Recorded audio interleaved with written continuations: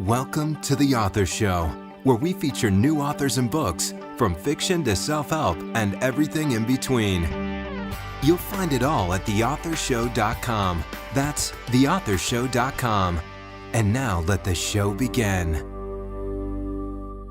Hello and welcome back to the show. This is your host, Don McCauley. Today we're welcoming the program author Liz McCue, and she is the author of Thursday's Child. Liz, how are you?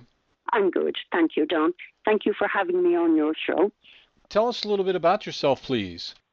Well, I am classed as a feisty renal warrior. I put that name on myself because I've always been fighting from a very young age. When I was born with double pneumonia. After that, I ended up with a kidney infection, and I've been fighting ever since. I'm now waiting on my fourth kidney transplant. So I think a feisty renal warrior, I definitely am. I will always fight, and I love writing. So that's why I wrote about Thursday's Child, which was the day I was born, 4 days too early. So tell us about your book. I started writing the book. Well, let me start first. I was taken off of the kidney transplant list. I was after being on it for 8 years. So they took me off for 2.5 years, and I got very, very down and depressed. Now, we had the Waterford Healing Arts are a group that comes into us, and they work with us creatively. So they were trying to G me up, and they said, "What would you like to do, Liz?" And I said, "I'll do photography."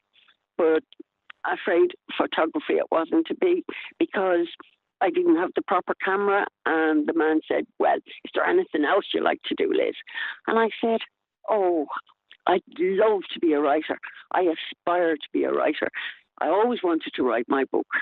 So he said, "Go on then," he said. "I dare you. Go, write your book, write your memoir. Tell everyone that will read the book what you want to get out there." So I was happy enough to do my writing. And that's how Thursday's Child came along. Who did you write your book for specifically? Well, I wrote my book as a part of healing. So I wanted to show everyone that no matter how negative a life can be, no matter what happens, I have had drinking problems, I've had problems with my eating, all forms of abuse, because my father, when I was young, he never accepted that I was a girl instead of a boy. So I'm sure a lot of people in certain groups could relate to me, especially from 18 to 30s, and a lot of consultants and doctors might get some good from my book because they see that positivity is good for patients and healing. And yeah, I got a lot of help from finding my angels, which I done when I came back to Ireland after everything. So it could deal with a hell of a lot of people. There's life challenges, there's family, there's relationships that went wrong. There's even an upstairs, downstairs, because I was brought up on the Guinness estate, which are the brewing family. They had an estate in Dublin, a big stately estate. So my grandparents and my mother and father, we all lived together in the one house, and they all worked in their own way for this big stately house. So it could be an upstairs, downstairs, like the films years ago, or it could be like the new Downton Abbey, which a lot of the younger generation listen to now. They watch as well as listen, because as far as I know, they can get it on ebooks as well. So a lot of people could take that, There's a lot of fun, there's a lot of laughter. If I went down at all, then I would go back up again to jolly the book along, because I don't like negativity. It brings my vibes down. Would you say there's any type of central message or perhaps underlying theme that you could say runs throughout your book? Yes, it would be hope and faith. Faith that I get another kidney transplant. Faith that I can keep going and getting through all the challenges of my life, no matter how hard I fight. Now, if you could compare your book with any book out there we might already be familiar with, which book would it be and why? I feel it would be very like Circle of Friends, by Maeve Binchy. I find she's a great author, and she always got things over to people. There's all different kinds of people in my book. I have written about all kinds of different scenarios, which would be very like Circle of Friends, because you'd be reading one chapter 1 minute, and then you go to the next chapter, and it would be about different people. So I think people would really, I think they'd like my book. It's a positive book, and anyone that liked Maeve Binchy would definitely like this book. So you describe yourself as a feisty renal warrior. What does that mean? A feisty renal warrior, that's me. I have fought from a very early age, and I have succeeded. I nearly died when I was born. I nearly died again when I had my second kidney transplant.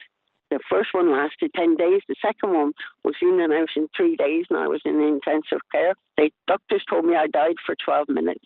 And, of course, I succeeded, and the last kidney transplant actually worked for 13 long, happy years. Now, the title of your book is Thursday's Child. Why did you choose that title? Because I was born on a Thursday, and because Thursday was always a good day of the week for me. But mostly because I was born on a Thursday. My mother always used to say to me when I was small, Monday's child is full of this, and Tuesday's child is full of that. And she would go on, and Thursday's child has far to go. So I always felt I had far to go. So that's why the book got the name Thursday's Child. And I'm hoping to do another one, Go Lizzie Go, when I get my fourth kidney. Did you always want to write books? Always. I always wanted to write books. When I was small, the nuns would give me gold stars. They'd get me to stand up in class and read out to all the children. I found great escape in books and reading, and I love writing. Always have loved writing. Long essays were my favourite at school, and that's how I got into my writing. So what's been your most rewarding experience since publishing your book?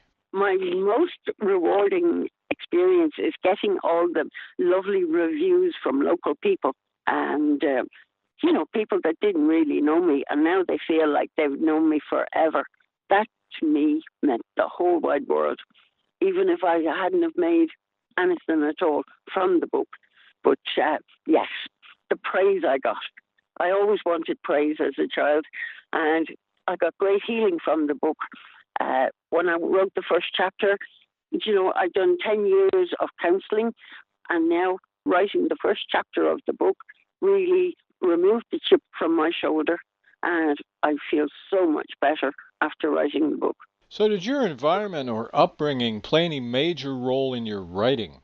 Yes, it did. I wrote a lot about my mother and father drinking, and my parents, they'd go off to the pub at the weekend and I'd be brought along.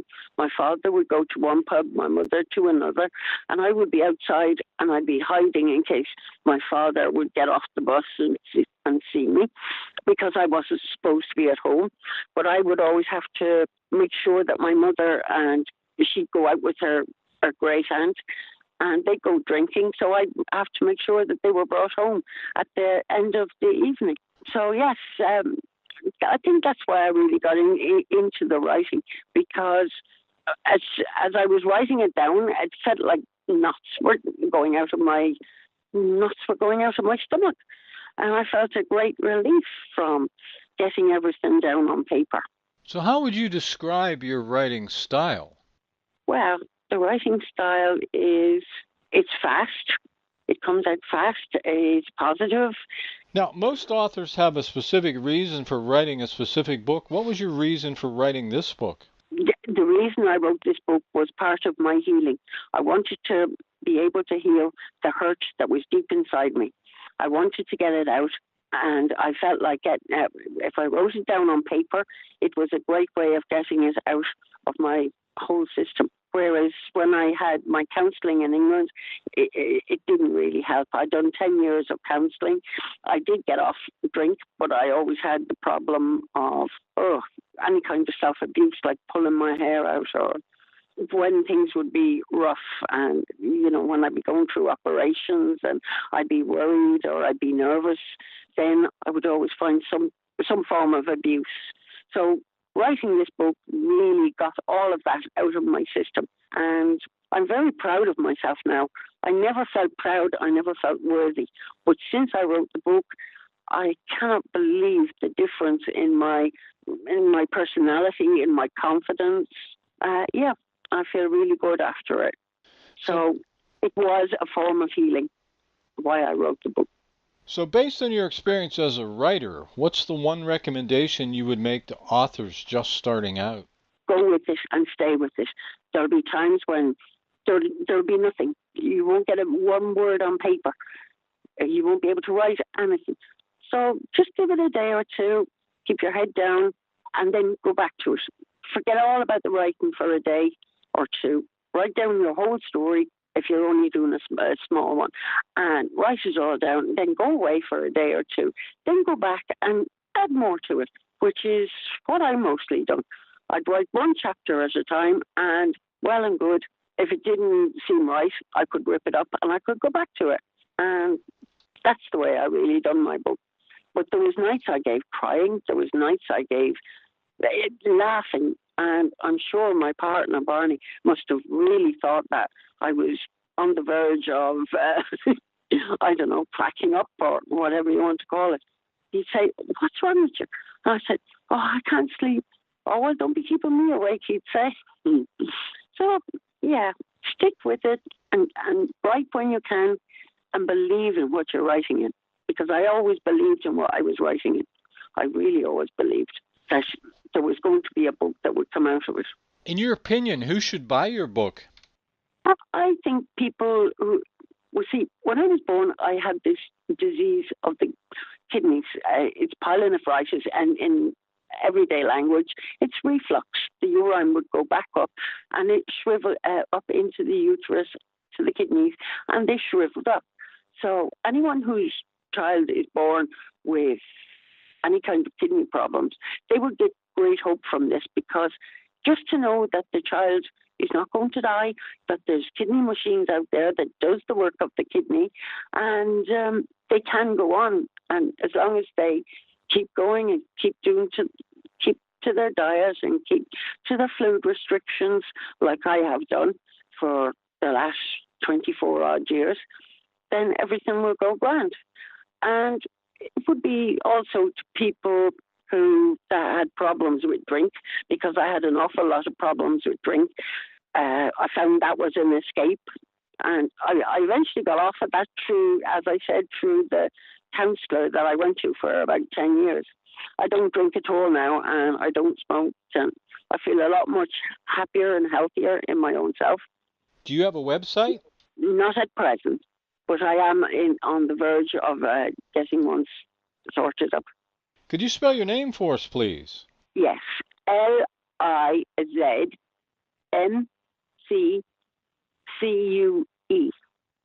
Well, this has been just great. Our guest today has been Liz McCue, and she is the author of Thursday's Child. Liz, thanks very much for being with us today. Thank you very much, Don, for having me. This is Don McCauley, wrapping up another edition of The Author Show. Listen to some of your favorite authors every day, 24/7, by visiting theauthorshow.com. Just click on the book title in the player at the top of the page. These interviews are available to book buyers worldwide on demand. If you'd like to be a guest on the show and feel you could benefit by getting in front of your target audience with a high-quality media interview that'll make a real impact, visit theauthorshow.com, fill out the form, and we may be contacting you shortly. You can also visit our audiobook store at theaudiobookmarket.com. Join us here next time for another great book and another exciting author on The Author Show. Thanks for listening to The Author Show. Find out more about authors and their work at theauthorshow.com. Theauthorshow.com. Tune in next time to another great author on The Author Show.